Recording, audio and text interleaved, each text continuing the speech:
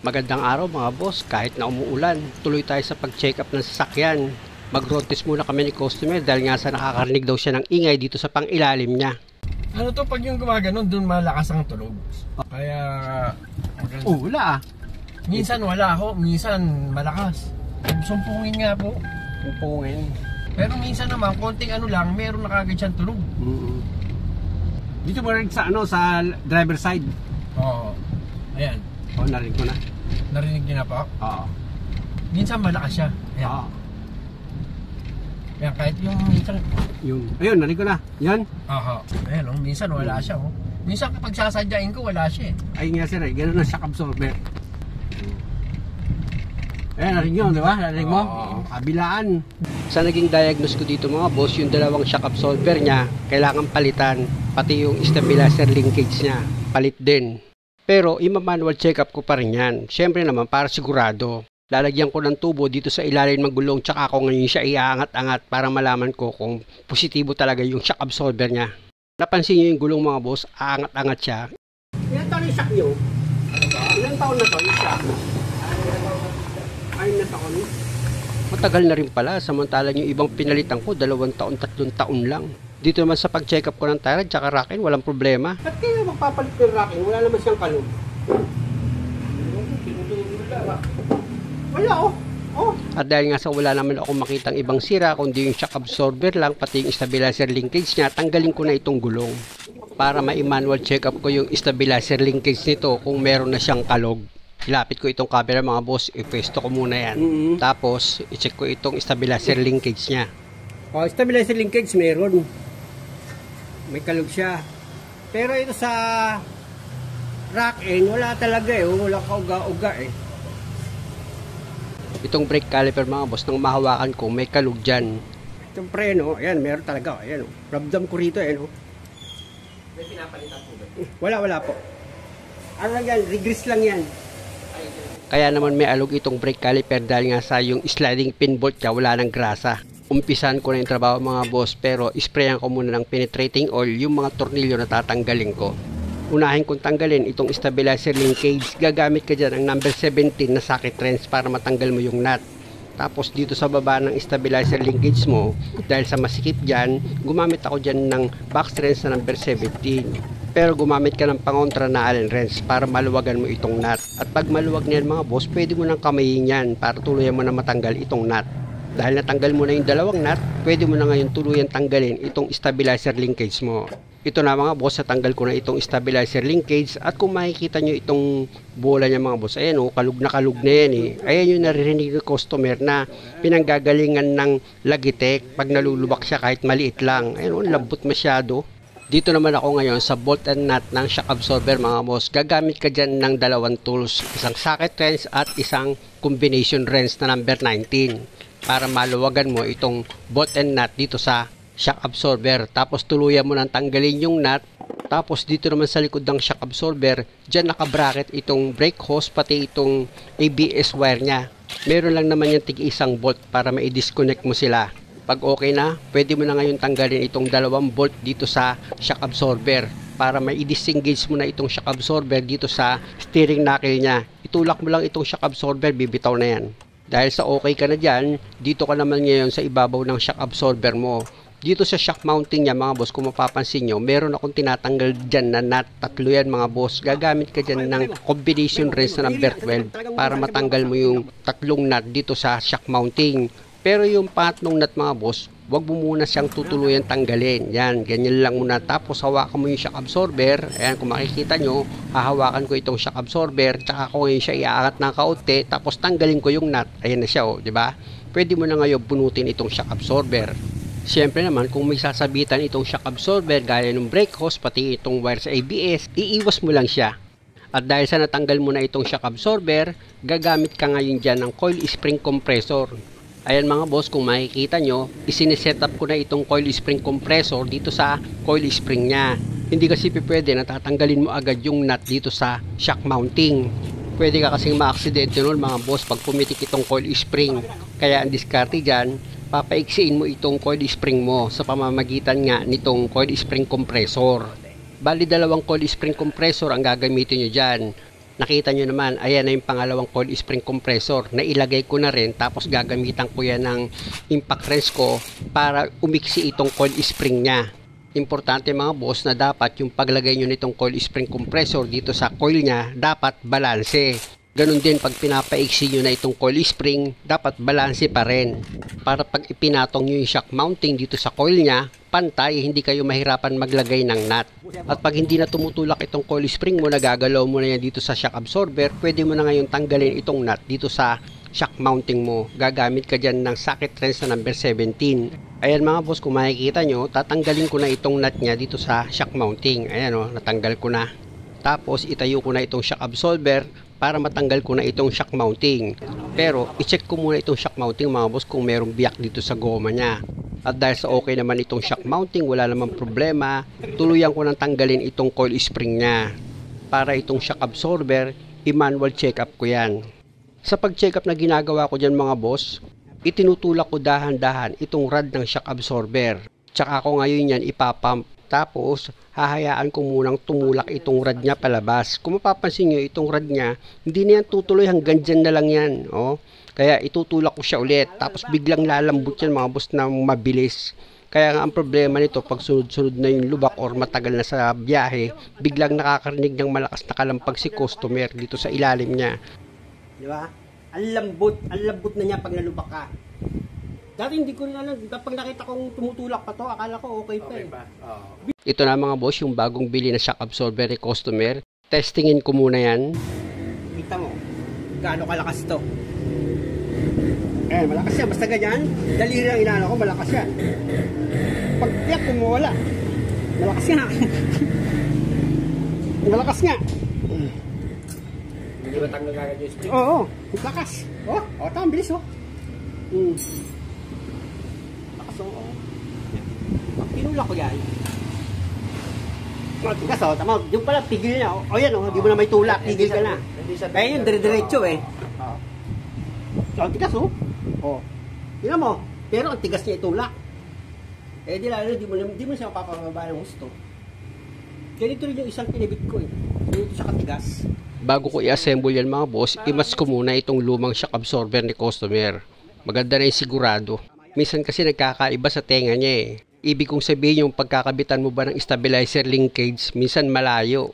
Pero ito mga boss, tama naman. Kaya ilagay ko na itong coil spring dito sa shock absorber. Sa paglagay naman itong coil spring mga boss dito sa shock absorber, pag ipinatong nyo yan, meron naman siyang guide kaya hindi kayo dyan maliligaw. Pag okay na, ito namang strut bearing nya, punasan mo muna yan. Ayan mga boss, oh, yung strut bearing nya, pupunasan ko yan. At pag malinis na siya, papahiran ko ngayon yan ng kaunting grasa.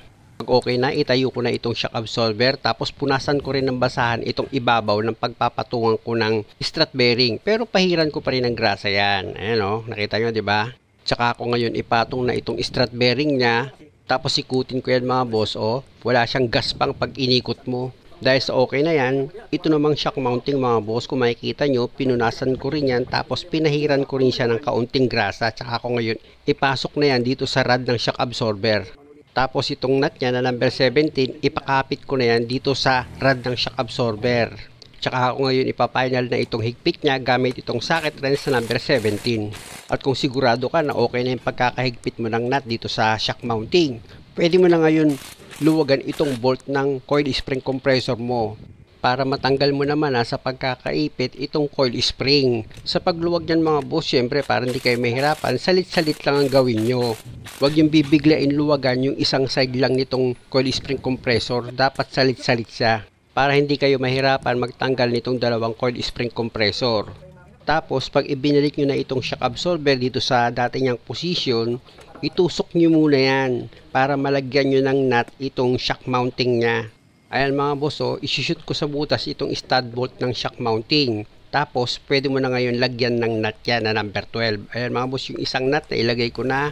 Ito yung pangalawang nut. Ito naman yung pangatlo. Tapos balik ka ulit dito sa ilalim ng sasakyan mo, dito sa may shock absorber. Tsaka mo ngayon i-connect na itong steering knuckle dito sa shock absorber. na yung bolt niyan na number 19. Ayan mga boss, kung makikita nyo na isalpak ko na itong isang bolt, ito naman yung pangalawang bolt, isinalpak ko na rin, kaya lang matigas, pinalo ko ng ball hammer, shoot kaloy. Tapos puposisyon muna ako para mailagay ko na itong nut na number 19. Ayan mga boss, yung isang nut nya, at ito naman yung pangalawang nut. Tsaka ako ngayon hihigpitan yan gamit itong socket wrench na number 19. Kontrahan yan mga boss, kaya dalawang tools ang gagamitin nyo. Pag okay na yung pagkakahigpit mo, dito ka naman ngayon sa brake hose mo. Ilagay mo na yung bolt nyan na number 12. Ayan mga boss, ipapakapit ko na yan sa thread nya. Tapos dito naman sa ABS wire nya, yung bolt na number 10. Ayan, pinakapit ko na rin. Tapos gamit ka ngayon ng socket wrench na number 10 para mahigpitan mo na yung bolt dito sa ABS wire. Tapos gamit ka ng socket wrench na number 12 para mahigpitan mo na rin yung bolt sa brake hose. At dahil sa okay na yan mga boss, dito muna ako sa holder ng ABS wire nya. Tinanggal ko yan sa lumang shock absorber mga boss, itong holder ng ABS wire, tapos inilipat ko dito sa bagong shock absorber. Ayan na mga boss, nakaklip lang naman yan. At pag okay na, balik ka ulit dito sa ibabaw ng shock absorber mo sa may shock mounting. Yung tatlong nut dyan mga boss na number 12, pwede nyo nang higpitan yan. Syempre naman dapat sigurado kayo na maayos yung pagkakahigpit nyo dito sa tatlong nut ng shock mounting nyo para hindi kayo magkaroon ng problema. Pag okay na, dito naman ako sa brake caliper mga boss, sa preno nya. Ang problema naman yan mga boss, pag inuuga ko itong brake caliper nya, meron siyang tumutunog kasi nga itong sliding pin bolt nya, possible wala na yung grasa. Tanggalin ko na itong dalawang bolt, tapos iangat ko na itong brake caliper, tsaka ko isunod sa tatanggalin itong dalawang sliding pin niya. Ayan mga boss, kung makita nyo, diba? Tuyo na siya ng grasa eh. Kaya kapag nalubak ka dyan, kahit maliit lang, makakarinig ka ng lagitik eh. Minsan nga, pag nagpreno ka, makakarinig ka ng tek, tek, gaganon yan eh. Ang gagawin nyo lang naman dyan mga boss, punasan nyo lang itong sliding pin para malinis siya ulit, tsaka nyo ngayon pahiran siya ng grasa. Okay lang kung medyo kakapalan nyo mga boss. Pag okay na, pwede mo na ngayon ilagay yan dito sa brake caliper holder nya. Tapos ito namang sliding pin niya na pangalawa na nakapwesto naman yan dito sa baba, punasan nyo rin yan, at pag okay na, pahiran nyo rin siya ng grasa. After nyan mapahiran nyo ng grasa, pwede nyo na rin siya ibalik sa dati niyang posisyon. Ayan mga boss, okay na. Dito ka naman ngayon sa brake pad. Siyempre naman dahil sa nakalas mo na rin lang itong brake caliper, pati itong brake pad mga boss, linisan mo na rin yan. Dilihain mo lang naman yan para matanggal yung tumigas dito sa ibabaw ng lining ng brake pad mo. Pag medyo kuminis na siya at nawala na yung nagmarka na guhit dito sa ibabaw ng brake pad mo, okay na yan. Dito ka naman ngayon sa rotor disc mo, liyahin mo rin yan para kung may dumi or kalawang na kumapit dito sa rotor disc mo, matanggal. Pag okay na, balik ko ulit dito sa brake pad mo, spray mo yan ng brake cleaner kung meron ka. Pero kung wala kang budget para sa brake cleaner, pwede naman hanginan mo yan o kaya punasan mo na lang. Pati itong rotor disc mga boss, kailangan ma-spray nyo rin yan ng brake cleaner para kung may malagkit na kumapit dyan, mawas out siya. Tsaka nyo ngayon punasan ng malinis na basahan para yung marka ng brake cleaner matanggal. At pag okay na, pwede mo na ngayon ilagay itong brake pad. Sa paglagay ng brake pad mga boss, madali lang naman kasi meron naman siyang guide. Tingnan nyo, itinuro ng daliri ko sa baba, diba? Itapat nyo dyan sa guide niya. Tapos sa taas ganun din. Pag tumapat na yan, itulak mo na itong brake pad. O, okay na. Tapos dito naman sa brake caliper, tanggalin mo yung alikabok na kumapit dyan. Pag natanggal mo na, pwede mo nang ilagay itong brake caliper mo para mailapat mo na yan ng maayos dito sa holder niya. Mo ngayon ilagay na yung bolt niya na number 14. Yan mga boss, nakita nyo, ipinakapit ko na yan sa thread niya. Tapos pag kumapit na yung dalawang bolt, pwede mo na ngayon i-final yung higpit gamit itong socket wrench mo na number 14. O di ba mga boss, napakadali lang naman kung kayo ang gagawa ng sasakyan nyo. Bago ko ilagay yung bagong stabilizer linkage, i-check ko muna itong stabilizer bar niya. Uugain ko yan mga boss. Pwede rin kasi may problema ito sa bushing niya. Pag maliliit na lubak, sir, may narinig ka? Kahit maliit lang? Oo, minsan kahit maliit lang. Kahit maliit? Oo. Dapat to sir, wala tong kalug eh. Kahit kaunti. Kasi kapag dumaan to sa mga maliliit na lubak at may kalug to, ayan, kitang-kita sa camera, oh. Ayan, oh, uga, oh. Tok, gagano yan. Titingnan natin kung mayroon dyan, kakalasig ko. Ha? Sige po. Nakakapanghinayang naman kasi mga boss, nakalas ko na itong stabilizer linkage niya. Tapos dito naman sa bar, may kalug pala yung bushing. Sayang naman kung hindi ko pa idadamay yan. Bagamat alam ko na medyo mahirap tanggalin yung stabilizer bushing nito dahil nga kung makikita nyo masikip yung position. Pero kaya naman makuha sa tiyagayan. Kung makikita nyo, gumamit lang ako dyan ng combination na number 12. Tapos meron siya 2 bolt na number 12 dito sa clamp bushing. Nakita nyo naman natanggal ko na yung unang bolt, diba? Ito na ngayon yung pangalawang bolt na number 12. Ayan na. Tapos isunod ko na ngayon tanggalin itong clamp nya. Ayan na siya mga boss. Oh, diba? Natanggal na rin. At finally, dito na ako sa pagtanggal ng stabilizer bar bushing nya. Medyo masikip pa mga boss pero hilahin nyo lang yan. Ayan na siya mga boss.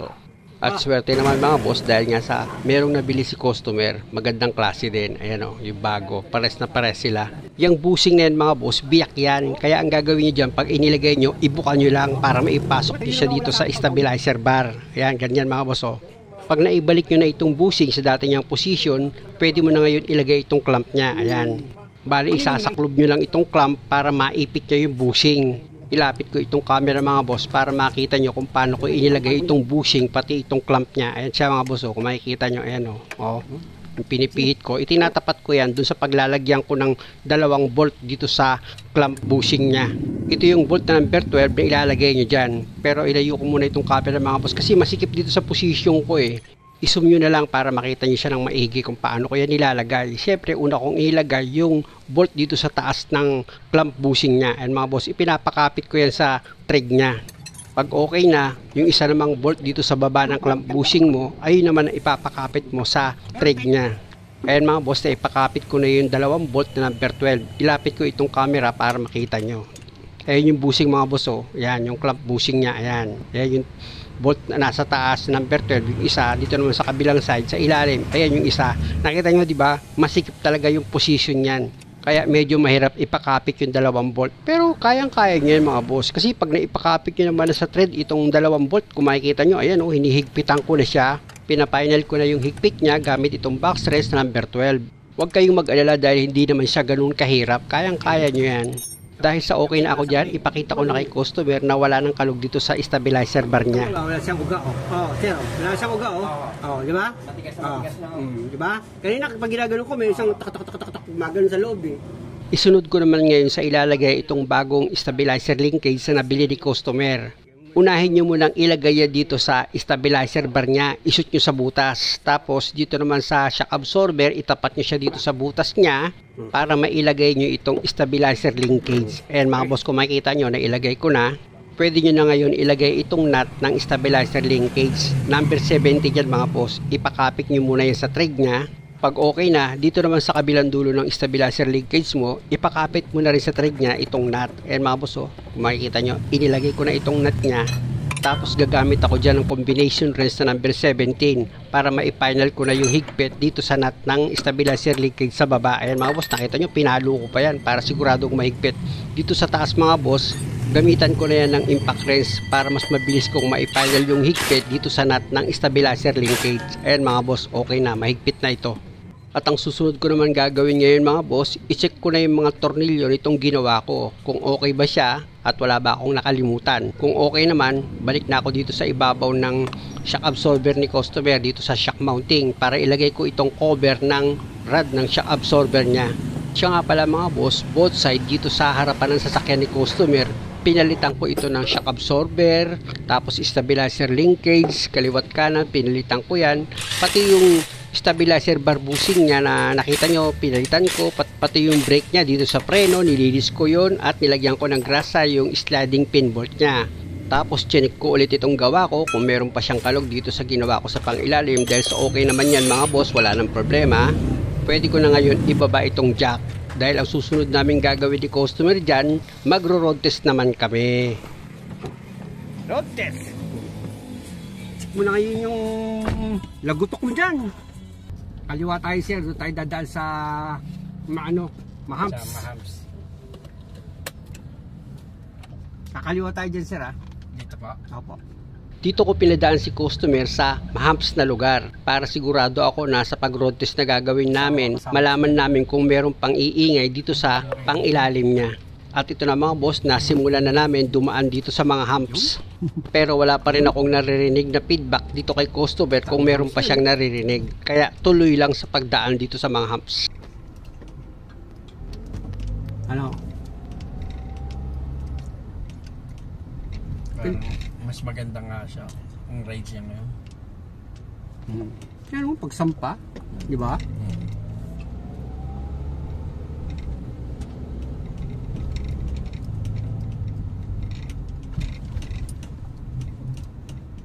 Tsaka yung lagutok na yung ano ngayon, tunog na yun eh, no? Dapat ano na yun eh. Tok ka, gano'n na siya. Lalo Suspension. na yung pag gumagano'n siya. Naramdaman mo? Oo, doon siya tumutunog eh. Yung gumagano'n yung Oo. sasakyan, doon siya tumutunog eh. Katod kanina. Oo. Eh, yan eh. Oh.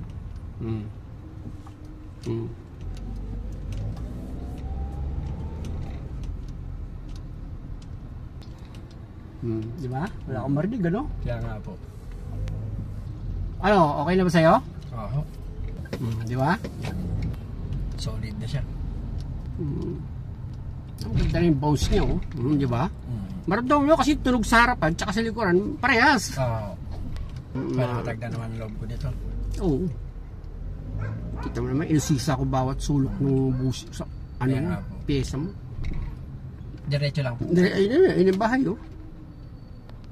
Umikot lang pala tayo. Sandali lang. Muli mga boss, dahil sa okay na itong sasakyan ni customer, maraming salamat sa panonood. Sana nakakuha kayo ng idea at kung maaari, huwag nyo naman sanang kalimutang mag-subscribe sa channel ko. Maraming salamat ulit.